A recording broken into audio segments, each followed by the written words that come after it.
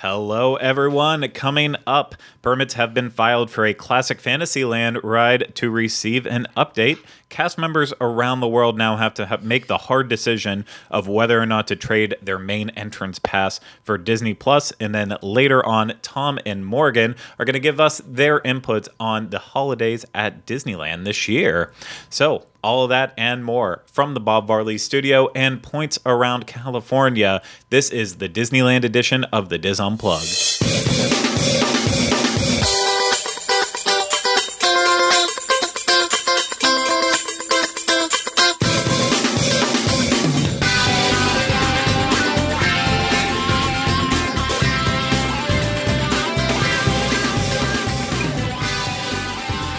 This is the Diz Unplugged Disneyland Edition, episode 789. The Diz Unplugged is brought to you by DreamsUnlimitedTravel.com, experts at helping you plan the perfect vacation. Visit them on the web at www.DreamsUnlimitedTravel.com. And also by Disboards.com. Join over 1 million Disney fans discussing their Disney vacation, the latest news, rumors, and so much more. Visit Disboards.com and join the discussion today. Hello, everyone. Welcome to this week's episode of the Diz Unplugged Disneyland Edition. I am your host, your ho-ho-ho host. As you can see now, it's now the holidays here in the studios, and if you're listening, well, there's lights, there's garland, there's merriment, and that's the general gist of it all. And yeah, so I'm your host, Craig Williams. I'm joined by my happy little elf of a co-host, Feliz Navidad. Ryan. I said Clavin. Merry Christmas. Okay, and then back on the controls, we have Corey Fiasconaro. Gobble, gobble. And then in California, of course, we've got Tom Bell. Merry Christmas. And Morgan Lamone. Hey. Hey, thank you all for being here today. So we're going to have a really fun episode for you. Like I said, we've got a great discussion coming up at the end. Tom and Morgan were down in Disneyland this past weekend for the start of the holidays at the Disneyland Resort, and I know they did everything they could possibly do. No, they couldn't. So they did about a good, from what I was following along with and seeing and stuff, they did a good amount of stuff in about 24 hours of actually being around for the celebrations, and so we're very excited to hear what they have to say about it this year. Does it live up to last year's? Does it live up to the years before that? Did it live up to the exciting preview that we gave you last week on it? All of that and more. Plenty of stories to tell on Sounds like it. the opening of the show again. Oh, wait, yeah, that's all right. Let me, from the Bob Varley studio at points around California. I'm joking. It's the Twilight Zone episode of Christmas.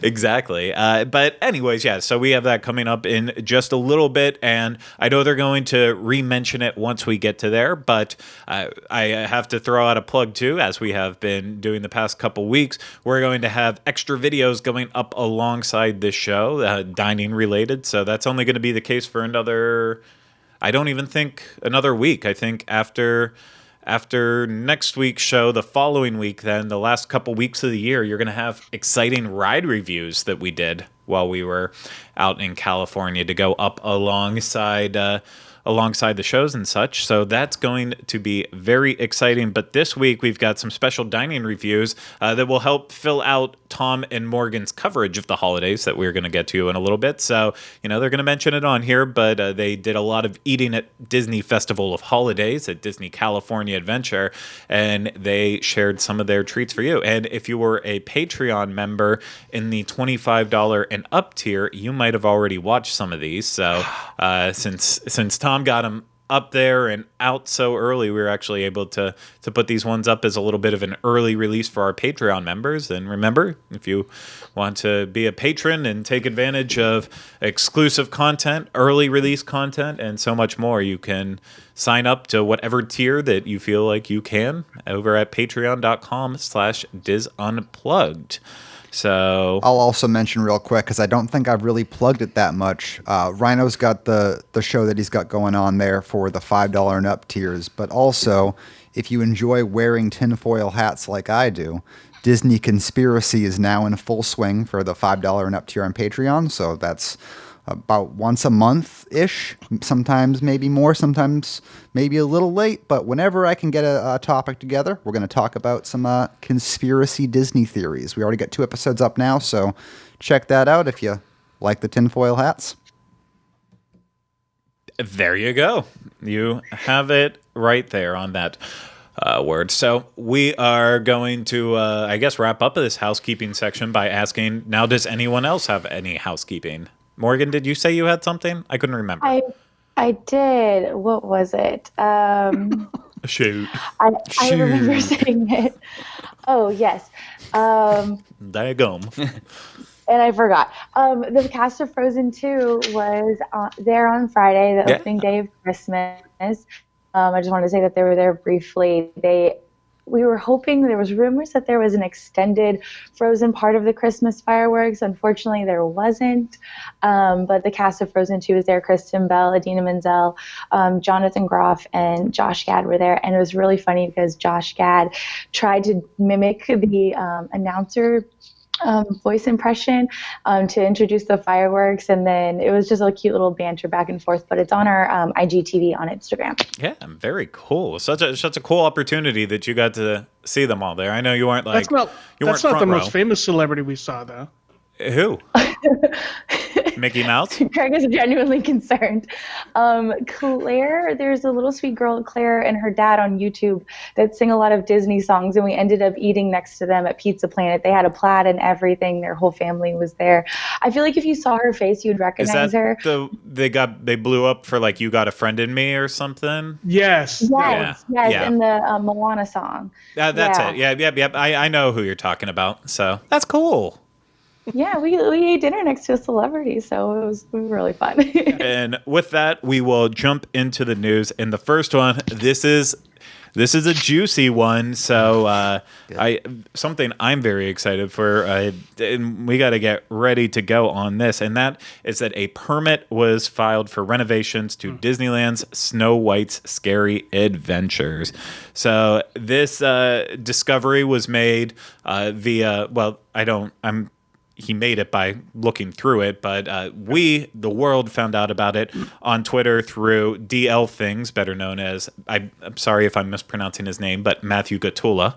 I have only seen him in person. I've never actually met him, follow him, but he uncovered the permits that was filed with the city of Anaheim detailing significant renovations planned for Disneyland's Snow White Scary Adventures.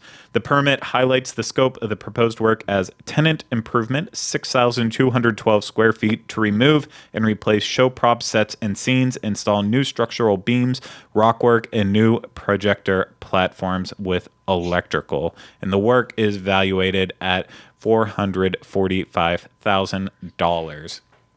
So that's how far does $445,000 go in a Disney park? That was the first thing I thought of. It's just the projectors. Yeah, well, so this would be the third Fantasyland attraction now to get the refurb. The first one was Alice in Wonderland, then Peter Pan's Flight, and now it would be this one. And Peter Pan's Flight, I feel like that upkeep was pretty basic, so I could see it going in that same budget. But when I look back at the video, the difference between Alice before its refurb and after, I mean, it was pretty in depth. And so I don't know. I guess if they're not going to go too far with Snow White, then it doesn't have to be insanely expensive. But something tells me that with Snow White, that it could end up going the way of being more on the Alice in Wonderland side than what happened with Peter Pan's Flight. This definitely squashes that rumor, though. I would think of that Snow White and Pinocchio were going to be removed to make way for another one big attraction, right? Wasn't that a thing within the last year? Didn't you hear that? Yeah, that rumor did circulate at one point. I'm always afraid for Pinocchio, so I don't know how much loyalty Disneyland has towards Tony Baxter and that ride in general, but I'm always worried that something will come along and knock out Pinocchio. I was very worried when Red Rose Tavern came in and kind of you start to get that inkling like maybe something Beauty and the Beast will happen here one day. But for me, Snow White seems like one of those decisions that it would take a very bold person in charge to say they were going to get rid of Snow White at Disneyland. It is, I think Alice in Wonderland is my favorite one of the dark rides. And everyone loves Peter Pan, but to me, Snow White I think it's the most classic. And well, it's a movie that, is like a pillar of Disney's success. I feel like it's what it represents too. But that didn't stop them from pulling it out here. But I know the history is not the same with it here. Right. Well, and it's the details in Disneyland that I think would really set it apart from some of the other attractions. Having the golden apple out front that everyone loves to interact with, seeing the queen up in the window, and then even once you get inside the queue and seeing the bird projected and inside and stuff, like it's more than just, I feel like there's more effort put into there than all of the other Fantasyland dark rides. So I feel like as an experience, it's like it is the perfect all-around dark ride experience at Disneyland. I like that it's in my scary. opinion. And it's scary. It's scary. It's really scary. Actually, I was making that joke about being like, oh, this isn't, they call it Scary Adventures, blah, blah, blah. And then you never know what's going to move in that ride. And it startled me and I yelled. What?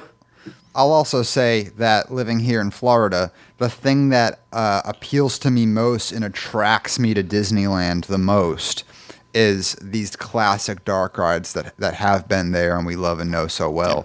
And opposed to our parks here where things are custom to change, I do like that that we can re-explore those same beloved attractions over and over. So exactly. So Tom, I need to hear your opinion on this because you've been going on it since day one. What? Is that not correct? Sure. 1955, I was there. Actually, it wasn't open in 1955. Anyway, they've actually made a couple adjustments to it a lot over the years. There was five years ago or so, Tony Baxter was going through and like making a few tweaks and improvements. And I think it was like the mirror or something that they did differently. If they keep it to like the projections like they did in Alice in Wonderland, I think it's going to be good. But like I said, I don't know how much they can do with $500,000 in Disney money. That's because people are getting paid for it and then obviously paying for the changes. Morgan, do you have an input on this one? Yeah, I was actually fortunate enough to go to Tokyo Disneyland for the first time this year, and they have Snow White's Adventure. We didn't know in line if it was scary or not, and it is definitely still scary. The thing about theirs is it's a very similar ride, but the effects are a lot more present, and like all the scary elements are kind of more in your face. And I think the story is told a little bit better in Tokyo. So if they can just enhance it the little bit that Tokyo has, I think it would be a significantly better ride. I just really hope that they fix the ending somehow compared to just she falls off a cliff and then it's all good, everybody. Like I need a little more transition or like a kiss scene when he wakes her up, like something like that. Yeah. That would make me happy personally. But I'm glad they're not getting rid of it or anything like that. So we will have to keep following this one, see where it all lands. But at the end of the day, I think it's great. Keep giving the dark rides more love. Mm-hmm. Yeah. So it's something, even though they are classic, like Tom pointed out, the version that we are riding of Snow White's Scary Adventures today is, I believe that's the one that was really developed in '83. So it's with that entire change. So for many people out there, it's the only one they've ever known, but it's still classic for that. And everything deserves to be refreshed every now and then, not necessarily renovated, but that it's going to be interesting to watch what happens. But we're going to move on to our next news story, and this one is a doozy. I know one person right beside me probably has a couple opinions on it here and there, and that's that cast members can now opt for Disney Plus over their main entrance pass starting in 2020. And this is one of the most bonkers things we're ever going to talk about. And it might have already been talked about on the Walt Disney World show too.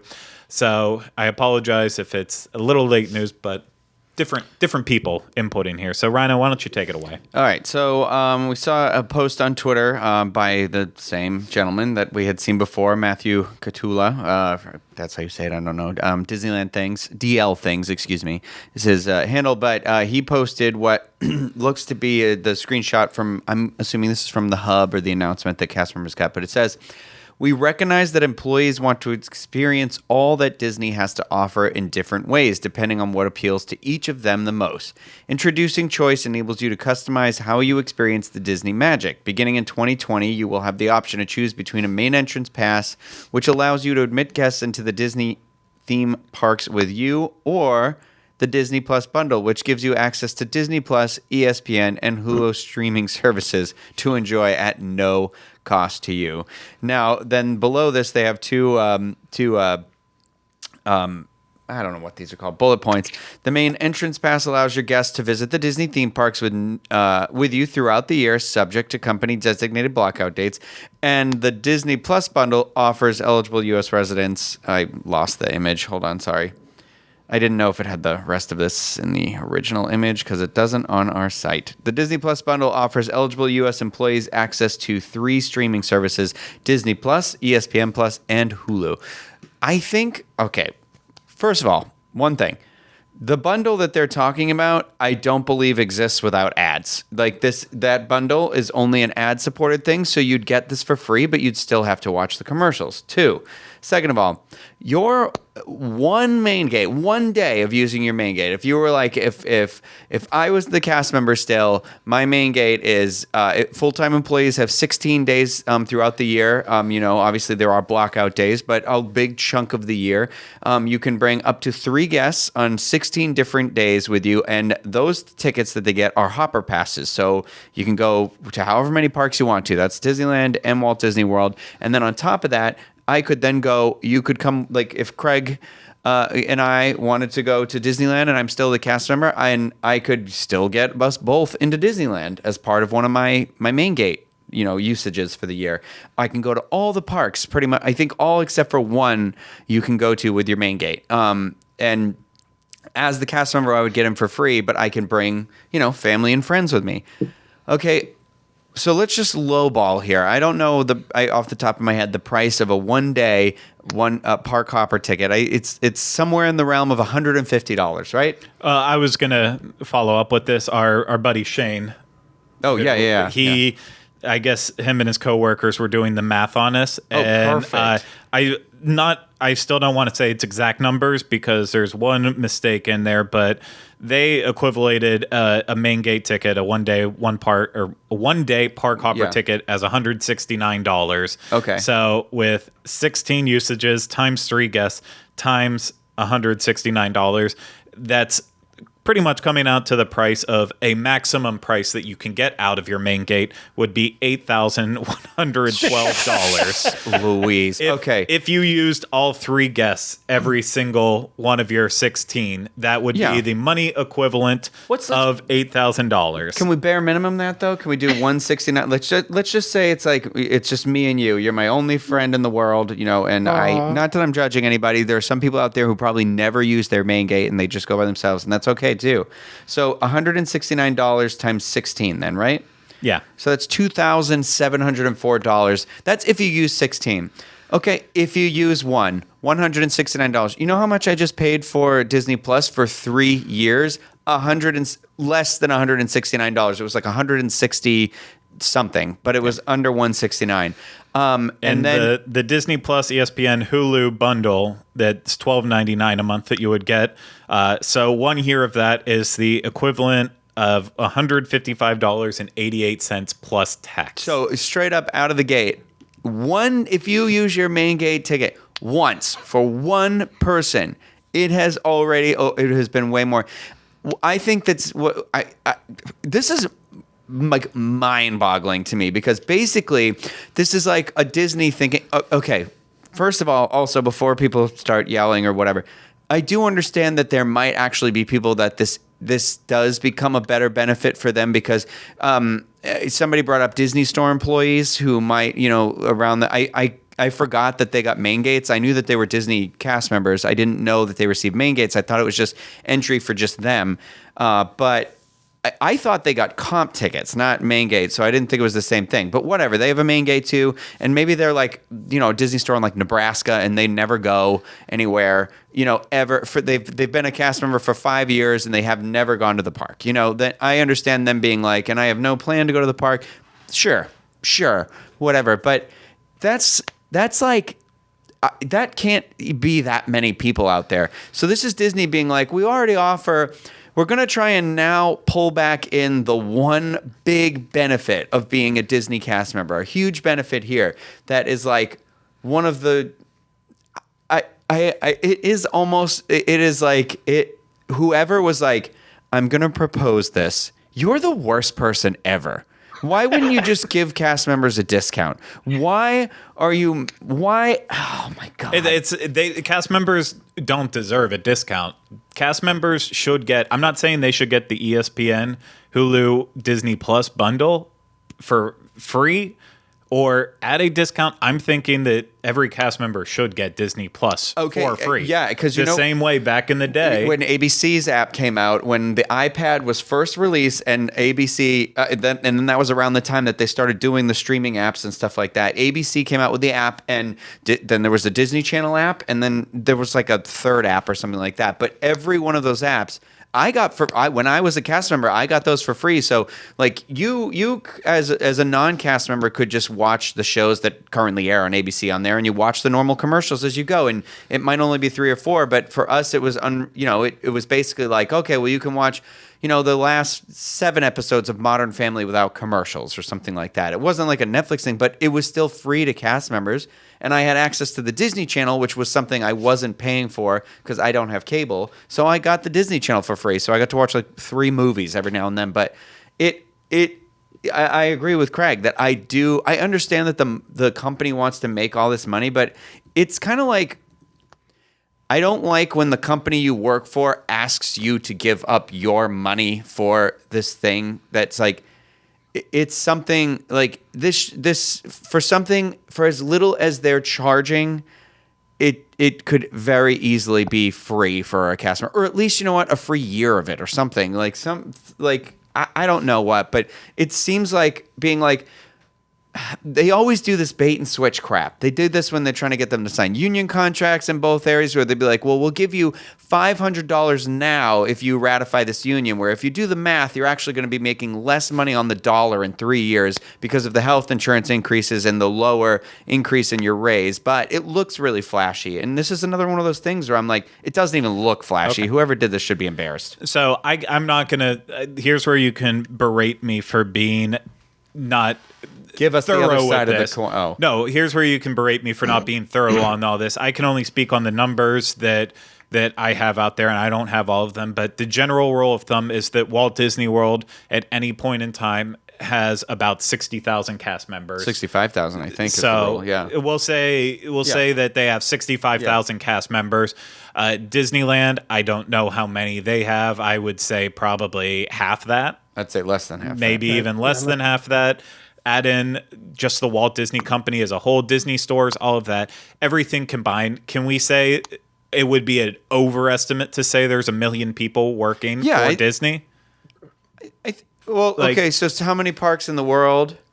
65. No, yeah, because even if there's 100,000 at each one of the parks, there aren't that many parks, and then the studios, and then various whatever. So and I'm not counting like third-party companies. So sorry if you work at Ghirardelli, you don't get Disney Plus on this. I'd say 1 million somewhere in there. Yeah. Well, by 2025, the prediction is that Disney Plus will have 101 million subscribers worldwide. So they lose 1 million subscribers because they give it to free for all the cast members. Yeah. If they were to do that. They To already me, they already don't even pay people enough money. They can't just give them a little extra bonus, a $7 bonus a month. It's not even $7 a month because if you're giving them the free year, it's $70 for the year. So $70 divided by 12. What is that? 70 divided by 12. it's like $588. Okay, you're going to give every one of your 1 million cast members. It doesn't cost them You money pay to do them that. 1 extra hour a month. Yeah, 1 extra hour an entire month. It's wild. Yeah. So, yes, we know this applies more to general Walt Disney Company procedures in this, but it's a problem that's going to affect Disneyland cast members, Walt Disney World cast members, all cast members, and not necessarily it will affect them because hopefully most of them are smart enough to know that it really doesn't take much of this to be much effort to make this a bad deal. But you know what? At the same time, too, if you're a cast member who's like, yeah, I'm absolutely taking advantage of the Disney Plus bundle, leave it down and get to YouTube and leave it in the comments for the show because I really want to know. I have not seen one person actually. Who's like, oh goodness, guys, guess what? We are saving $70 this year. Give up my $8,000 bonus. These are the thing is too is that you can say, well, the main gate technically has no monetary value because it's non-existent and it's just a bonus thing. But neither does this. This would be the same exact. It's a barter of goods. I respect all these cast members, everybody that works for the Walt Disney Company, the frontline people, especially like you do a lot to create, to make this brand that now exists as this subscription service. And this is in part not just to the people who make the movies. It's you who are out there in the park and, you contribute to this in some way. Well, I mean, the main gate does have value because as soon as you go through the turnstile, they hand you a piece of paper. It's true. And well, they that don't do that paper anymore here. But but if they hand you a piece of paper, anything to hold on to, that automatically assumes all the value. That's how I look at it. So, like, when I get something I think is junk, I'm like, I just paid $90 for a box. It costs about the same. If you lose those tickets from them in your main gate, you have to pay to have them replaced, and that's basically like the cost of this streaming service for the year. Wild. Like, Morgan, what were you gonna say? Yeah, so I see that it, like we said, it starts in 2020. But if you decide to give up your main gate, is that just for the year or like forever? Just for the year. Yeah. You can choose to get your main gates back. Yeah. If you give it up forever, then that's just silly. No. The whole thing is silly, but just I don't even think they choose until March or something like that is what I've heard. So basically, I think they're letting people buy into the subscription now to see if they want to. If they're like, oh, I love it so much I can't live without it. So then I will give up one of the best benefits I have for working for this company. Next, they'll be like, hey, you know what? For one candy bar a month, you don't need a discount anymore on merchandise. Well, let's continue the silly talk. And this is definitely in the same realm of silly and still in the same realm of Disney Plus. Yeah. And that is the Disneyland Park is about to host they already are, as of this release. They're hosting a silly preview of the silly Disney Plus series, High School Musical, the series. I mean, I am silly excited to watch this. So. Yeah, well, this began November 12th, and at that point in time, guests at Disneyland Park are able to catch a sneak peek of the Disney Plus original series, High School Musical, the series, and the special presentation is taking place in the Tomorrowland Theater for a limited time. We heard how long this is going to actually run in there? No. I don't know. I'm just me. Too much money. I get it. Just show the theater. Steal people's money. Bring back Captain EO. Why not? No. You know how I feel about that. No. I would love it. I know you would. So, big Michael fan you are. I am. Yeah, I know. I got that Hooter in my loft upstairs. I didn't say who Hooter. watches me. Big Michael fan there.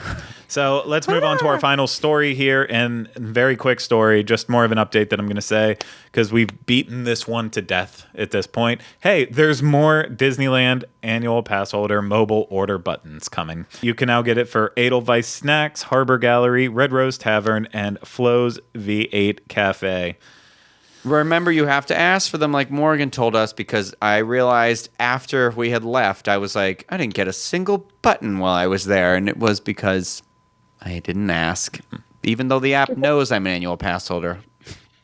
When we were trying the peppermint, not churros, peppermint beignets this weekend, we picked you up another mint julep bar one. Yay! Does he already have one? You don't know. I had one, but just in case I lost that one, we have a backup. Okay, well, I now have one in case Rhino when are you already have has one. Oh, is it? Yeah. Oh, you That's don't how have it one works. yet. Oh, okay. Once again, I opened your eyes to the mint julep bar. That's true. Your mint He julep is- dreams belong where they are because of me. He's the mint julep daddy. Yeah. Daddy I julep. really love Yeah. these buttons. I'm actually having a lot of fun collecting them. It makes me want to try more things than my same places I usually go to. But yeah, like Rhino reminded, make sure you ask for them. And the first time when we were there, I actually had to show my annual pass. So bring your annual pass with you because I left it at the table and had to run back and get it. And so There you go. Okay. Button talk. But we are button. done Who's got with the the button? button talk, and we are going to move on to our highlighted discussion of this week, and that is the holidays at Disneyland. That's right. Last week you heard us preview the holidays at Disneyland and what to expect. Well, we sent Tom and Morgan out to get their taste of the holidays, and they are now going to report back to what they did and maybe tell you a little bit about what you need to do when you go there. So without further ado, I'm going to have Tom and Morgan take it away. All right, so you want to talk about let's talk about, since we spent so much time at California Adventure, let's talk about Disneyland first. okay. So the big newest thing this year is the Scents at Small World, and I think we both had a chance to, or Small World Holiday, sorry, we both had a chance to check that out. It's cherry blossoms in Asia, cinnamon in Latin America, Mexico, and then coconut. Peppermint and tropical- pine. Oh yeah, there's peppermint and pine in Europe, and then like Yeah, you but said, those were supposedly already there, and then the tropical in the coconut, yeah. Anyway, the island. the islands, yes. Yeah.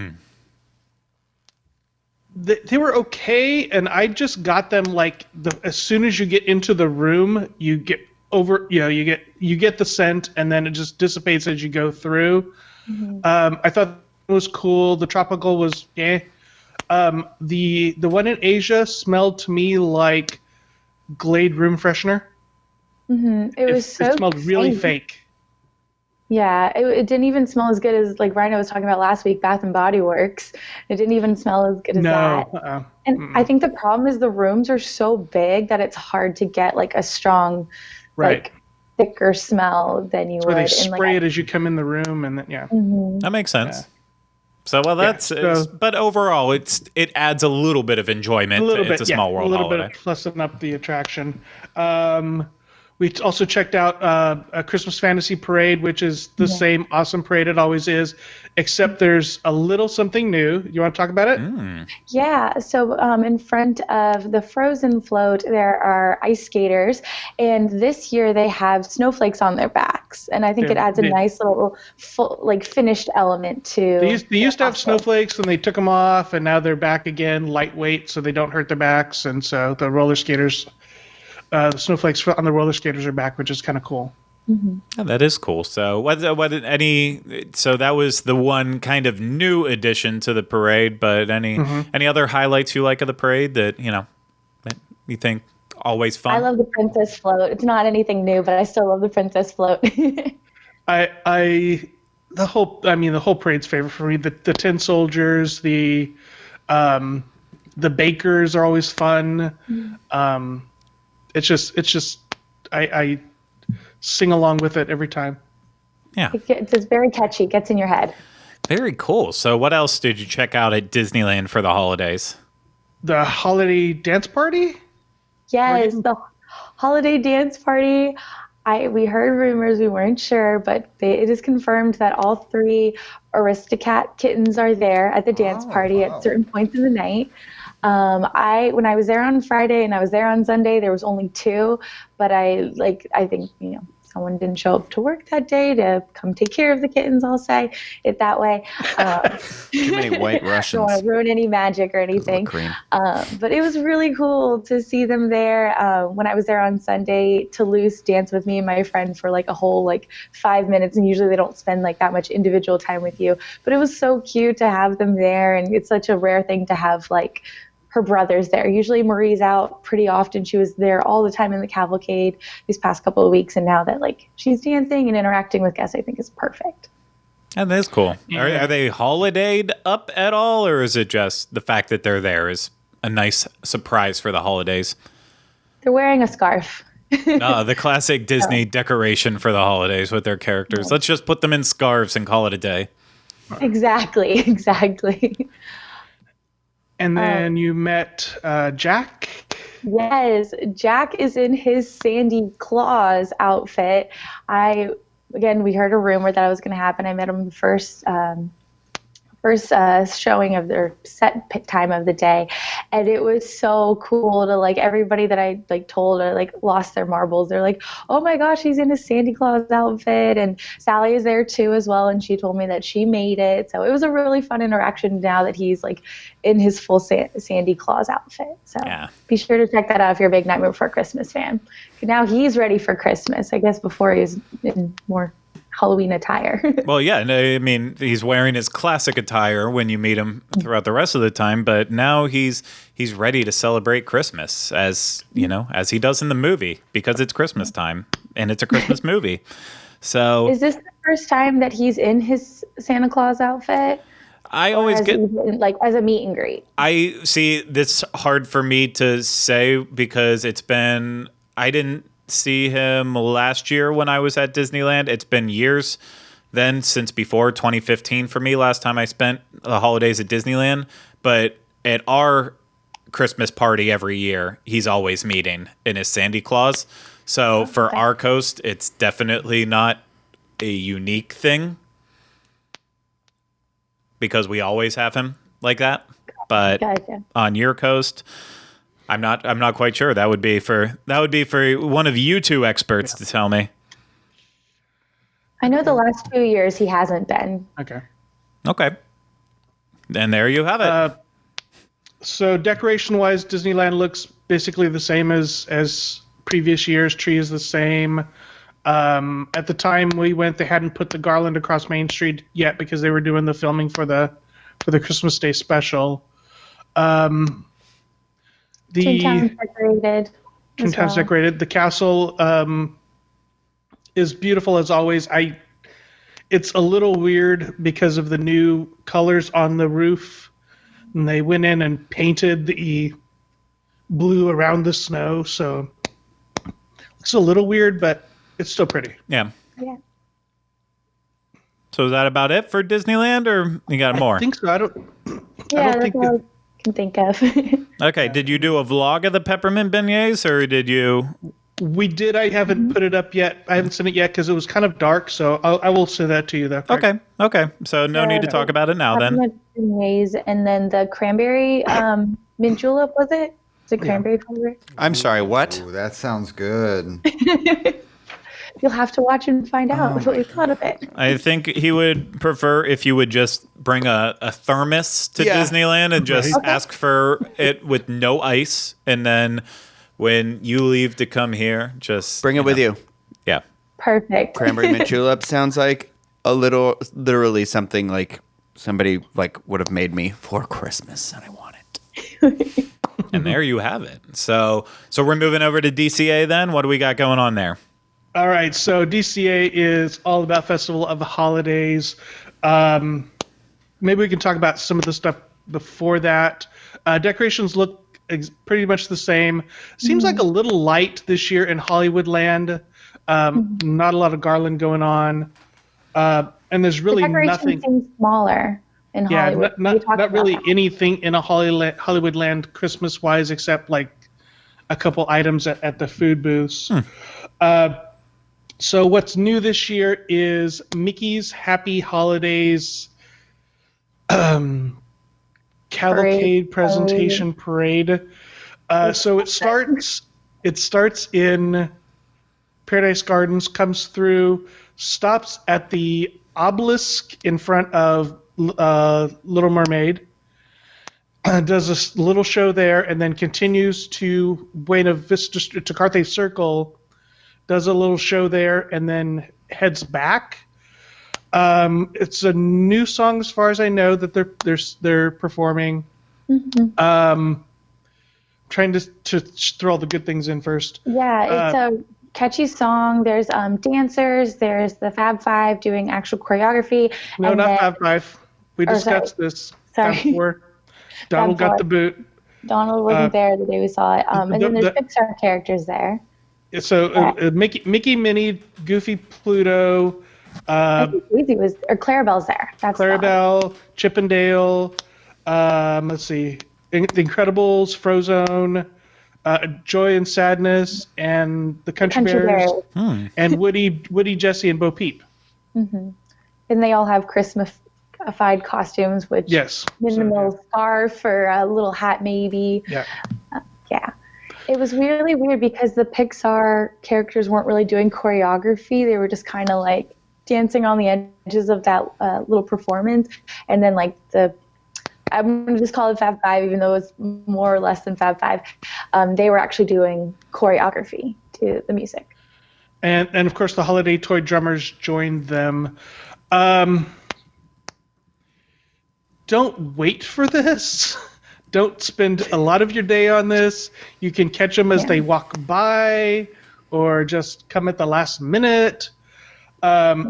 This is probably less exciting than the Mickey's Fantastic Cavalcade, but it's for the holidays, so I don't know. Yeah, I feel like the Fantastic Cavalcade was fun because you had like the little motor cars and, the huge Disneyland band. And then also like, this past couple of week was the villains at the end of it, which was fun, and now it's just like it's a lot shorter version of an already short parade. Right. Interesting. So Festival of Holidays wise, it's same banners are up, same decorations. The archways are missing this year. So there's usually a big archway as you go from Carthay Circle into the Pacific Wharf area, and then usually another one down by Little Mermaid. Those are missing, so they're not there. There are. Let's skip ahead to Paradise Gardens first before we talk about food. Paradise Gardens is decorated again for Viva Navidad.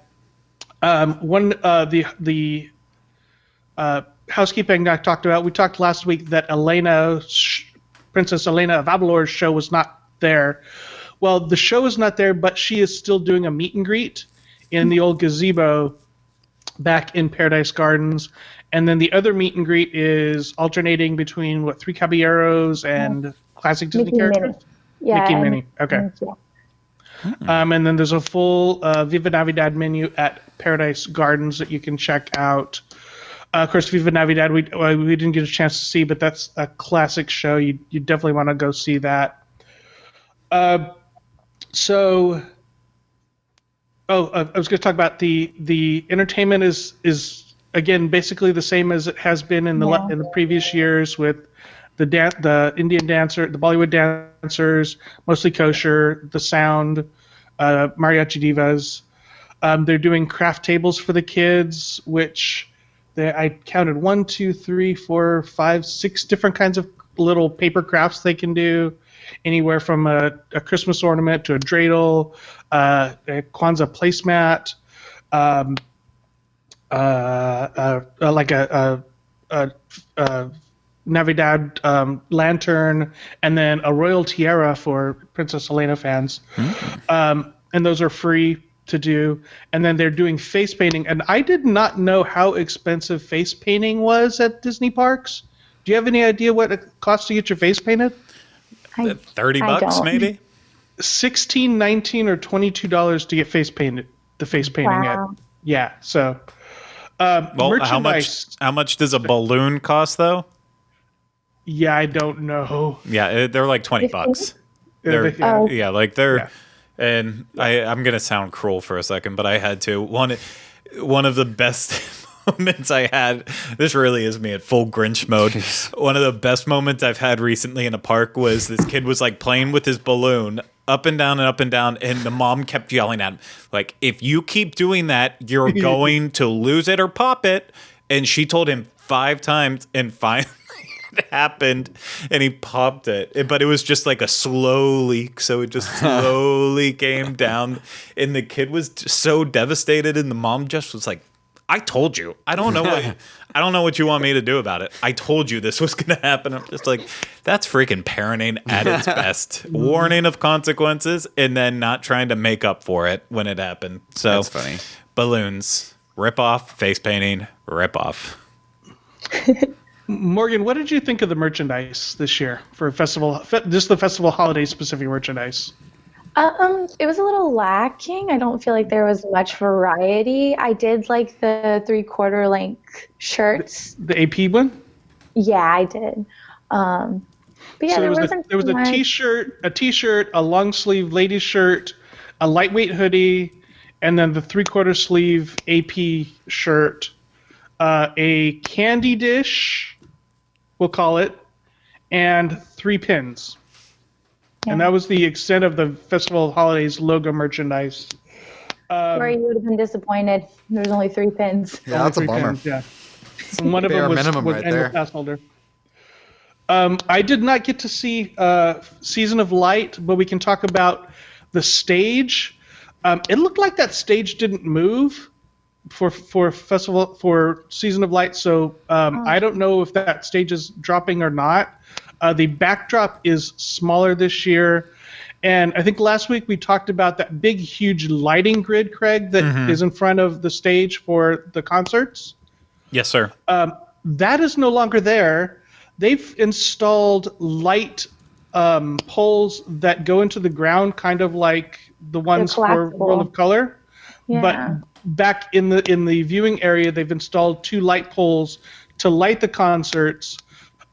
But then they drop down to the ground, so they don't block your view during World of Color. So that's kind of cool. Not sure how long those have been there, but I just noticed them because they were up for the holiday concerts. Good eyes. Good eyes. Are you So- trying to imitate David Bowie right now? What? Oh, I know. You have like one lightning bolt shape on one of your eyes, No, like, it's- and you're it's sitting in like the my dark. picture, The angle of the but one sun eye. is in my house right now. So sorry about that. So there are 8 food booths. You talk about the food real quick. 8 food booths.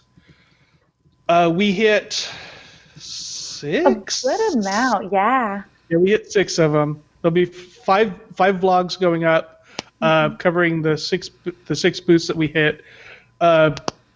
So why don't you hit, like, what was your one highlight, Morgan? Ooh, One food highlight.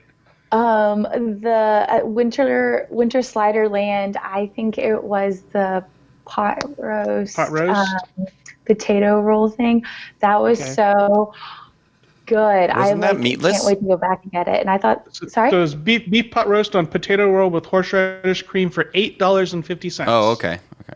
So if you have the sip and savor, it's like a really good bang for your buck for sure. Let me do my highlight, and then we'll talk about the sip and savor. My highlight has got to be the holiday stuffing mac and cheese. It's always a classic. The mac and cheeses they do for the food and wine and What's on the mac and cheese? it is basically toasted breadcrumbs, like stuffing breadcrumbs. It adds a nice texture to the mac and cheese. It's really good. Oh. Trying to find the price. I wrote them all down, and then I can't remember. I feel where like it was $7.50. $7.75. $7.75. Oh. That's good. So again, this year they're selling the Sip and Savor Pass, which gets you 8 tastings. This year it has crossed the $50 mark. It's $51 for annual pass holders, $56 for non-annual pass holders. Wow, $5 saving. So make sure you do your math and don't use it on things that are less than like $6, because then it's not a value. Can you use it on Disney Plus? Take it, yeah, right. Break one of the tabs off and mail it It to like- Bob Iger. Hurt my feelings for how expensive it was. I was just like, oh 50 my what? God. I was Yeah. like, That's crazy. Also, annual pass holders, if you buy it at like one of the specific booths for that, or at some of the shops, there's an annual pass holder button, a big button. We bought it at. We didn't get one because we bought it at the actual food kiosks. They had them there, and were more than willing to sell us one, but they did not tell us that there was a button that existed, so we missed out on the button. What was your least favorite item, Morgan? Oh gosh, there was a couple things we weren't fans of. I'll say it nicely. I don't know. What was your favorite? I'm trying to remember. That fried turkey slider? Oh, at the same booth as Winter At the Cider. same booth as your pot roast, yeah. Okay, so this is a slab of fried turkey on an herb roll with cranberry slaw. That actually sounds good. I will equate the roll to a hard dinner roll. Oh, yeah. And I don't know, 4-ounce portion of fried turkey that was fried several times probably because it was really, really tough. There was some slaw that they did not drain, so it all floated down to the bottom. Oh, yeah. And then a Gotta little drain dab it. of cranberry. And this was $7.50. It was awful. That's a shame. Did you guys try Yeah. that thing that people were excited about? There was like a meatless, I don't know. It's got a Mickey-shaped thing in it. Oh, the plant-based. Plant-based, yeah. Let me get to that right now because that's in my next group of things. What? So did you come up with your worst item? Okay. The beef Wellington. And the reason why is not necessarily for the taste, because Tom and I are fans of mushroom. You must love mushrooms and you must love carbs because there is like barely any meat in it at all. So you gotta love mushrooms if you're. I mean, it's it's a huge dish, but it is $8.50. And I wouldn't have put it on my worst list because I'm biased against mushrooms, but yeah. Anyway, so surprises, where I know that is the one surprise. One of the surprises that we had was the plant-based upside down shepherd's pie. That's what it was, yeah. So it's a good portion of mashed potatoes, a good portion of this plant-based material, and then a little disappointing. It's a Mickey biscuit thing that goes with it. That I think that was the only weak part of the dish. The flavor was really good, and it was a good portion. I think that was one of the ones we actually finished together. Other than the mac and cheese. We're done. Yeah. But The presentation of it looks. It did not look appetizing. I don't know. I sent you guys the pictures, but it kind of. I'm not going to say what Morgan said on the video, but. And that was $7.75. Yeah. The other surprise I think was the tamale. So this was in Merry Mashups. This was a turkey and stuffing tamale with cranberry relish for $7.75, and we both were like, this is going to be awful," and it was actually good. It was good flavors, moist and everything. So that one was kind of good. Moist. Maybe a smidge more salt or something, but other And I think that was the story around the whole festival was they undersalted almost everything. Yeah. I mean, it's good for people with heart problems. Better undersalting than unsalting. Yeah, it's better to undersalt than to oversalt. Oh, oversalt. Yeah. But not if they don't have salt available to add subside. it with. add to it. No. Tom, I think you're just gonna have to start bringing your salt shaker. I guess so, yes. So. Which pocket do I put that in? So we ate a lot. Okay, no, we didn't. Okay, so funny story. Friday, we hit 3 different booths. Yeah, 3. We ate at 3 different booths. Yeah. And then that was and then we got a 6-pack of beignets that we split, and come 6-7 o'clock, we look at each other and like, we're hungry. What's for dinner? We're like, we haven't had a full meal. We haven't had a good in our heads we're thinking like, oh, we ate a ton of food, but for some of it we only had like 2 or 3 bites, and unless it was like the mac and cheese or like our favorite things, we didn't eat the whole thing. And so we were like kind of basically snacking all day, and we're like, we need to actually get real food. And that's when we went to Pizza Planet and sat next to Claire, or near Claire, the little singer girl. So it was funny. So one last tip, and this is something they started a couple festivals ago. If there is a huge line at the booth that you want food from, go to a different nearby booth that doesn't have a line, because you can order any item from any booth, and then you go directly to the window and pick it up. So when we on our last, I think it was our last review that we did, the Winter Sliderland, the line was huge. So I went over to the desserts, because it was still early in the morning and no one's going to get desserts in the morning. So I ordered the items there and then just buzzed over and picked them up, and it was way quicker. Yeah, and you can also get multiple things from different booths. So if you already know everything you want to order, then get it all at one time, and then, just hold on to your receipt. They'll just like cross off like the ones you have got. Like Tom ordered, I think, the sliders, and then I went and got the queso off of the same receipt, and they just, marked it as accordingly. I have a question for you guys.